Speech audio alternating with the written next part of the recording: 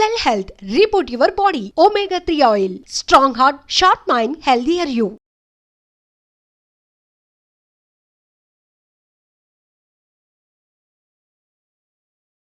Sir నమస్తే. నమస్తే అండి. Welcome to my show. Thank you very much sir ఎలా ఉంది సార్ ఆరోగ్యం?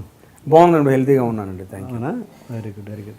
ఓకే, మన ఈ ప్రోగ్రామ్ కొంచెం ఎనర్జెటిక్గా స్టార్ట్ చేయడానికి మీరు ఒక పితు డైలాగ్తో స్టార్ట్ చేద్దాం. పితు కొంచెం ఎనర్జీ మీరు స్టార్ట్ చేయండి, నేను చెప్తాను.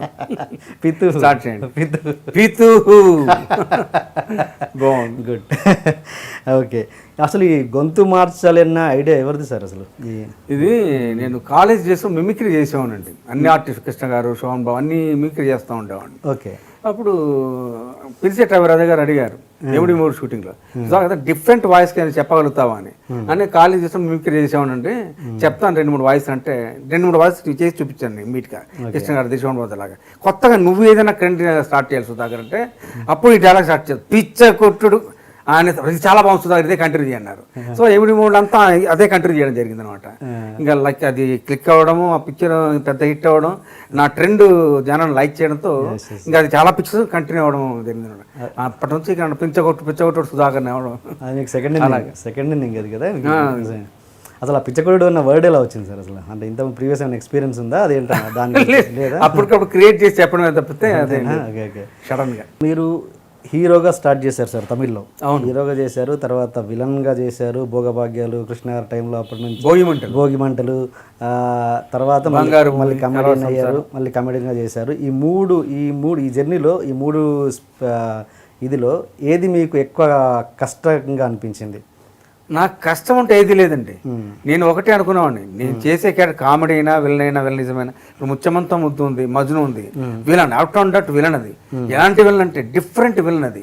మరి దానికి తగినట్టుగా చేసేవాడిని. మరి కామెడీ వచ్చినప్పుడు ఇప్పుడు కిరాయి దాదా కానివ్వండి, తర్వాత చాలా ఉన్నాయి కామెడీ విలన్, అలాంటి పిక్చర్లు మళ్ళీ ఆ మాట కొంచెం డిఫరెంట్ చేసేవాడిని. అలాగే క్యారెక్టర్ పరంగా నా యాక్టింగ్లో కానీ మాడ్యులేషన్ కానీ డిఫరెంట్ ఉండేది తప్పితే ఇదే అన్నట్టుగా ఉండేది కాదు. అలా స్టికాన్ అయ్యామని కాదు. నేను ఏ స్టేటస్ని ఎక్కువ ఎంజాయ్ చేశారు మీరు? హీరోగా, కమెడియన్గా, విలన్గా? మరి తమిళనాడులో హీరోగా యాక్ట్ చేసినప్పుడు ఆ పిక్చర్స్ అని హిట్, దగ్గర 35 పిక్చర్స్ వేసాను. 35 పిక్చర్స్ హిట్. అన్నిటికీ ఇళయరాజా మ్యూజికే ఎక్కువ ఉండేది. నాకు సింగర్స్ మలేష్ వాసుని పాడేవాడు, బాలసుబ్రహ్మణ్యం గారు పాడేవారు, జయచంద్ర పాడేవారు, అలా రకరకాల సింగర్స్ నాకు పాడేవాళ్ళు. మరి తమిళ్లో చేసేటప్పుడు ఆ పిక్చర్స్ కూడా క్లిక్ అయ్యాయి. ఇళయరాజా ఎక్కువ సాంగ్స్ పాటలు పాడేవాడు నాకు. అలా ఉండేది అని అనేది. ఏ దాన్ని ఎక్కువ ఎంజాయ్ చేశారు అంటున్నాను నేనా? తమిళ్లో ఉన్నప్పుడు తమిళ హీరో యాక్ట్ చేసేవాడిని, లైక్ చేసేవాడిని. తెలుగు వచ్చిన తర్వాత కామెడీని లైక్ చేయడం స్టార్ట్ చేశాను. ఎంజాయ్ చేసేవాడిని కామెడీ సీన్స్ చేసేటప్పుడు. డైలాగ్ చెప్పుకోవడం కానీ ఇంకోటి కానీ సెట్లో అంతా సరదా ఉంటుంది. మళ్ళీ ఆ డైలాగ్ యాక్ట్ చేసి చూపించేవాడిని డైరెక్టర్కి అంతా. వాళ్ళందరూ కూడా ఎంజాయ్ చేశారు. సెట్లో ఉండగా సందడిగా ఉండేదండి, చాలా టైంపాస్ ఉండదు. అందరు గొడవ చేస్తూనే ఉండేవాళ్ళు అందరం. అలా ఉండేది. చాలామంది చెప్తా అంటే మన తెలుగులో చూసుకుంటే మోహన్ బాబు గారి తర్వాత విలన్, హీరో, కమెడియన్ అంటే మళ్ళీ మీరు, నాకు తెలిసి మళ్ళీ ఇంకా పెద్దగా ఇన్ని వేరియేషన్ చూసిన వాళ్ళు. అవును, రాము అనే పిక్చర్లో మరి అది మోహన్ బాబు టైప్లో ఉంటుంది నా క్యారెక్టర్ అంతా కూడా. రాము బాలకృష్ణ గారు హీరో, దాంట్లో క్యారెక్టర్ అంతా కూడా అలాగే ఉంటుంది. తర్వాత మళ్ళీ వినోద ఎవరు హీరో? ఎవరండి హీరో? ఇదేనే వెంకటేష్ గారే హీరో ఈ సినిమాది. విజేత విక్రమ్. ఈ విజేత విక్రమ్ క్యారెక్టర్, రాము క్యారెక్టర్ విలనిజం ఎక్కువ ఉంటుంది అనమాట, కామెడీ తక్కువ ఉంటుంది. మరి అవి కూడా క్లిక్ అయ్యాయి క్యారెక్టర్స్, అదనమాట. క్రేజ్ గురించి మాట్లాడితే మీరు తమిళ్లో హీరోగా చేస్తున్నప్పుడు రజనీకాంత్ గారికి, కమల్ హాసన్ గారికి మంచి టఫ్ పోటీ ఇచ్చారంట. అది ఎంతవరకు నిజం సార్? టఫ్ పోటీ అని కాదు కానీ ఆయన రజనీకాంత్ గారి సినిమాలు రిలీజ్ అయ్యేవి, నా సినిమాలు రిలీజ్ అయ్యేవి. నా సినిమాకు ఉండే ఆడియన్స్ నా సినిమాకు ఉండేవాళ్ళు, ఆయన రజనీకాంత్ గారి సినిమాకు ఉండేవాళ్ళు, దాని ఆడియన్స్ సపరేట్ ఉండేవాళ్ళు. నాకు పరోక్ కాదర్స్ అని బిరుదు ఉండేది అనమాట. పరోక్ కాదర్స్ అంటే అందమైన రాజకుమార్ అని పేరు అనమాట. అంటే నేను అంత అందంగా ఉన్నానని నాకు ఆ బిరుదు ఇచ్చారనమాట. ప్రభుదాస్ పట్వారిని గవర్నర్, గవర్నరు, ఆయన చేతుల మీదుగా అవార్డు తీసుకున్నాను. అయితే రజనీకాంత్, కమల్ హాసన్తో 2 పిక్చర్ కూడా యాక్ట్ చేశాను. ఎమిడి మూడు తమిళ్ నా క్యారెక్టర్ నేనే యాక్ట్ చేశాను అనమాట. ఎమిడి మూడు తమిళ్లో అదేశీ పేరు అని. నేను యాక్ట్ చేసేటప్పుడు రజనీకాంత్ గారు డైలాగ్ ఇంకోసారి చెప్పు సుధా అని చెప్పి స్పాట్లో అని ఎంజాయ్ చేశాను. చాలా సరదాగా ఉండేది అనమాట. ఇంకా మీండు కోకాలంటే ఒక సాంగ్ ఆ సాంగ్ కమల్ హాసన్ ఆయన అడిగాడు ఫోన్ చేసి నువ్వే చేయాలి సుధాకర్ ఆ సాంగ్ అంటే నేను చేశాను. ఎలా ఉండేది అంత రిలేషన్ మీకు ఎలా రజనీకాంత్ గారితో? రజనీకాంత్ గారితో నేనంటే చాలా ఇష్టం ఉండే ఆయనకి, చాలా చాలా సరదా మాట్లాడేవాడు నాతో, అంతా కూర్చునేవాడు నాతో మాట్లాడేవాడు. నేను యాక్ట్ చేసినప్పుడు చూస్తూ ఉండేది దూరం నుంచి ఇలా చేతులు కట్టుకొని చూస్తూ ఉండేవాడు. ఆ కామెడీ సీన్స్ కదా ఎమిడి మోడ్లో, ఆ సీన్స్ అని తమిళలో చెప్తా ఉంటే నవ్వేవాడు అనమాట ఆయన.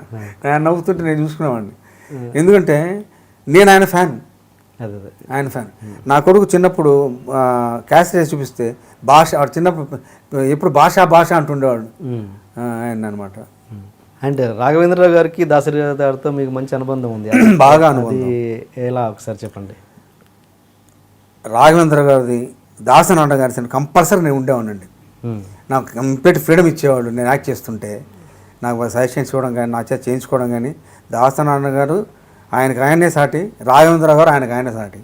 రాఘవేంద్ర గారు అయితే నేను షాట్ లేనప్పుడు సుధా ఏదో చెప్పరా, ఏదో చెప్పి జోక్ చెప్పు నవ్వించరా అనేవాడు. నేనేదో చెప్తే ఆయన పగలబడి నవ్వేవాడు. ఒక జోక్ చెప్పండి. నేను కనపకపోతే అరే సుధాకర్ని పిలవండిరా, ఏంటి సుధాకర్ ఏం మాట్లాడమన్నాడు. ఎంత బాగుంటుంది. ఏదైనా ఒక జోక్ మా ప్రేక్షకుల కోసం చెప్పండి. నన్ను చిలక, ఒరే చిలక ఇట్రా అనేవాడు. చిలకండి ఎట్టుగారంటే చిలక పడుకులు అని చెప్పినట్టు చేస్తావురా, అందుగురించి నీకు చిలక అనేవాడు ఆయన. కాదు రాఘవేంద్ర గారి దగ్గర చెప్పిన జోక్ ఏదైనా ఒకటి చెప్పండి అంటున్నా. అదనే కాదు అదే ఏమంటే ఒకసారి డైరెక్టర్ గారు మీరు సాంగ్లో మరి అందరికి రకరకాల పండ్లు వేస్తూ ఉంటారు కదా పొట్ట మీద, పుచ్చకాయ వేస్తే ఎలా ఉంటుంది చేస్తారా వాళ్ళని పగలబడినా కూడా ఉంటాయని.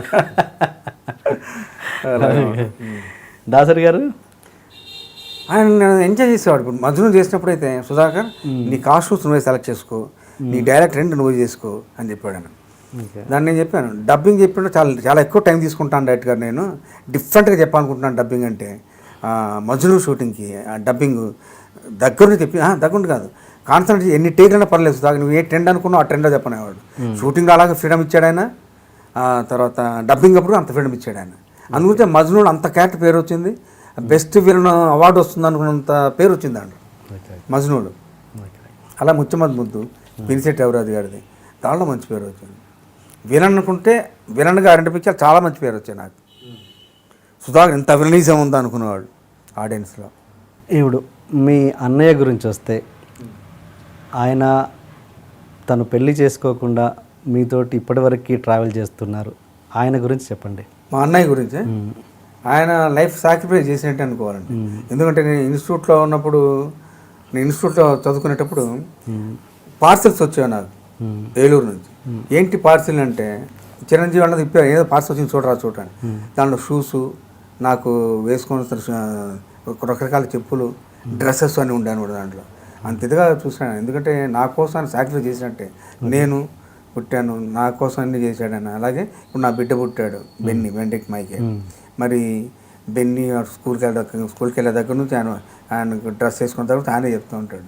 ఇంకా ఆల్ ఇన్ ఆల్ ఇంకా మిస్సెస్ బెన్నీ లేకపోతే నేను లేను, వాళ్ళిద్దరే మీ ఈరోజు నేను ఇలా ఉన్నానంటే కారణం మిస్సెస్ బెన్నీ, మదర్, మా అన్నయ్య. అంటే ఈ రోజులలో ఇలాంటి త్యాగాలు అనేవి ఉండవు. మా అన్నయ్య లాగా సాక్రిఫైస్ చేసేవాళ్ళు ఎవరు ఉండరు. కుటుంబానికి ఆయనే మెయిన్. మా ఇంట్లో జరిగినా ఏదైనా సరే ఆయనే దగ్గర చూస్తాడు తప్పితే ఒక తండ్రిలాగా. మా క్రిస్టియానిటీ చిన్న బ్రదర్ సిస్టర్ మాకేం చెప్తారంటే, ఆయన నీకు అన్నయ్య కాదు, మీకు బావగారు కాదమ్మా, నీకు తండ్రిలాగా వాడని చెప్తారు. అదే అన్నంత ఇదనమాట. ఇంత అనుబంధం ఏర్పడడానికి ఏంటి కారణం? అంటే అది సుకృత, పూర్వజన్మ సుకృతం అనుకోవాలి తప్పితే ఇంకేం అంటాను లేదు. దానికి వేరే ఛాన్స్, వేరే వర్డ్సే లేదు దానికి. చిన్నప్పుడు ఎలా ఉండేవాళ్ళు సార్? చిన్నప్పుడు మీరు మీ పెళ్లి కాకముందు చిన్నప్పుడు ఎలా ఉండేవాళ్ళు అన్నయ్య మీరు? నేను, మా అన్నయ్య, ఇంకొక అన్నయ్య ఉన్నాడు చనిపోయాడు ప్రసాద్ అని.